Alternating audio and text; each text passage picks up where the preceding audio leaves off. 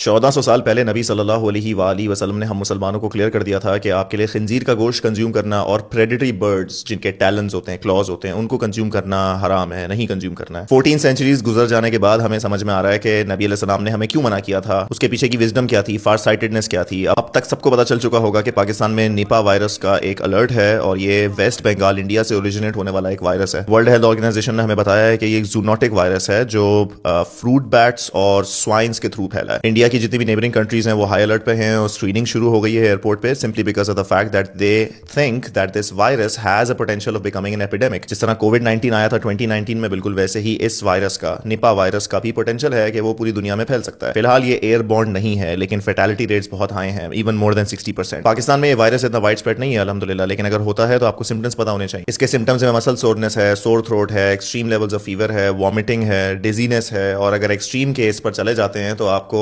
Brain damage भी हो सकता है। ये इन्फॉर्मेशन मैं इसलिए रिकॉर्ड कर रहा हूँ कि अभी रमजान आने वाला है और हम मुसलमानों की आदत है कि हम रमजान में फ्रूट्स बहुत ज्यादा कंज्यूम करते हैं, और चूंकि ये वायरस फ्रूट बैट्स की वजह से फैला है, इसलिए जो भी फ्रूट्स आप कंज्यूम करें, जितना भी ठूसें, उसको प्लीज स्टेरलाइज करके, साफ करके, अच्छे से साफ करके खाएं। फ्रूट्स को बेकिंग सोडा में या विनेगर में या सॉल्ट में सोक करके भी स्टेरलाइज किया जाता है ताकि वो साफ हो जाए, उसके अंदर कोई वर्म्स वगैरह हैं या कोई इंसेक्टिसाइड्स वगैरह का इशू है तो वो भी साफ हो जाए। तो अपने इफ्तार में अगर आप फ्रूट्स कंज्यूम करने वाले हैं, जो कि 90% ऑफ द हाउस होल्ड्स करते हैं, तो प्लीज फ्रूट्स को अच्छे से साफ करके खाएं। अब आपको समझ में आएगा कितना इंपॉर्टेंट है हम मुसलमानों के लिए 5 बार नमाज पढ़ना दिन में, 5 बार वुजू करना, अपनी हाइजीन का ख्याल रखना। अभी तक इस वायरस की कोई वैक्सीन नहीं आई है, इसलिए मेडिसिन पे डिपेंड किया जा नहीं सकता। आपको खुद ही अपना ख्याल रखना है। Precaution is better than cure.